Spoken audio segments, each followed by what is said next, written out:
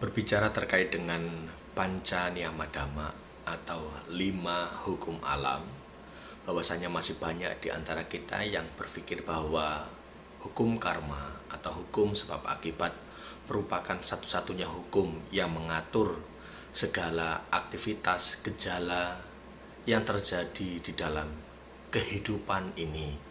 Padahal pada kenyataannya bahwa hukum karma merupakan salah satu dari panca niyama dhamma atau hukum alam.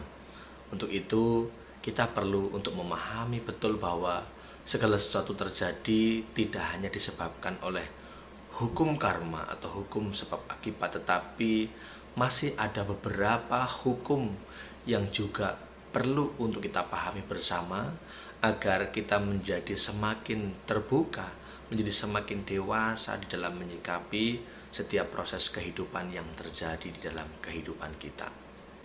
Yang pertama adalah hukum musim atau utu niyama, di mana hukum utu niyama ini mengatur terkait dengan adanya hujan, panas, angin, pergantian musim, perubahan iklim, dan semua bagian dari fisik alam semesta ini adalah bagian dari utu niyama yang mengaturnya, seperti halnya hancurnya tata surya, munculnya gas, zat padat, cair, panas. Ini adalah bagian dari utu niyama. Yang kedua adalah bija niyama atau hukum biologis yang biasa kita sebut sebagai hukum benih.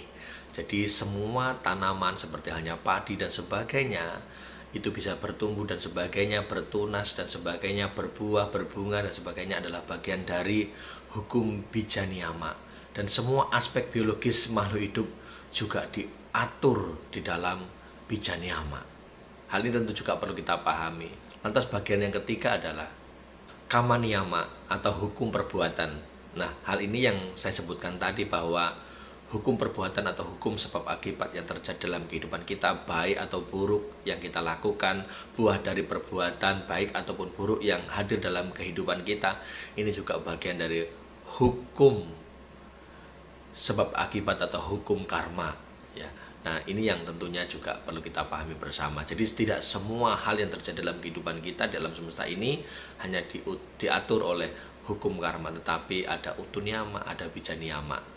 Nah, jadi ini adalah bagian yang ketiga, yaitu adalah kama niyama atau hukum perbuatan.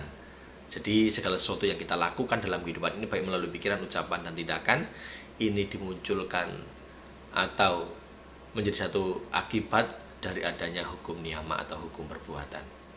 Yang selanjutnya adalah hukum dhamma niyama, ya, atau fenomena alam yang terjadi, dan ini adalah terjadi secara khas yang mengatur keselarasan, persamaan dan sebagainya. Bahwa hal ini pernah terjadi dalam kehidupan di mana Bodhisatta Siddhartha Gautama dilahirkan, maka bumi menjadi bergetar. Nah, ini juga bagian dari fenomena alam yang terjadi, disebut sebagai dhamma niyama. Dan tentunya sifat dari dhamma niyama juga biasa disebutkan bahwa ketika ini ada, maka itu ada. Ketika ini tidak ada, maka itu tidak ada. Ketika ini berhenti, maka itu akan berhenti. Nah, ketika itu lenyap, maka ini akan lenyap. Nah, ini adalah bagian dari hukum dhamma niyama yang tentunya juga perlu kita pahami bersama. Dan jadi para sahabat, bahwa dhamma niyama merupakan hukum yang mengatur seluruh alam semesta.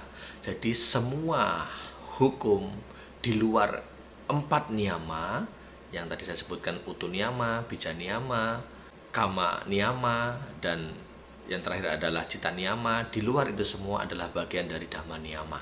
Dan yang terakhir adalah cita niyama atau hukum psikologis, di mana hukum ini berbicara terkait dengan pikiran, bagaimana seorang berpikir, mengingat, ya, memahami segala sesuatu, menerima objek, memahami objek.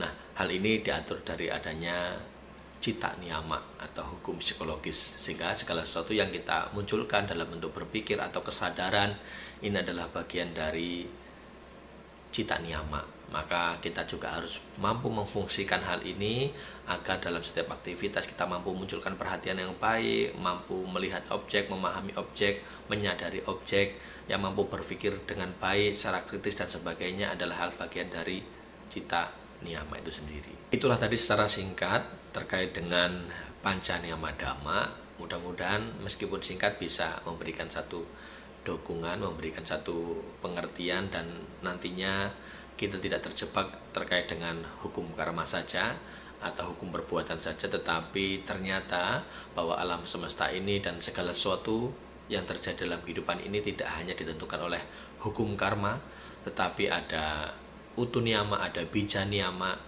ada kama niyama, selanjutnya adalah ada dhamma niyama dan cita niyama itu sendiri.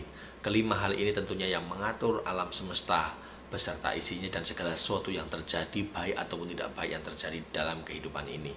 Ya, terima kasih, semoga bermanfaat.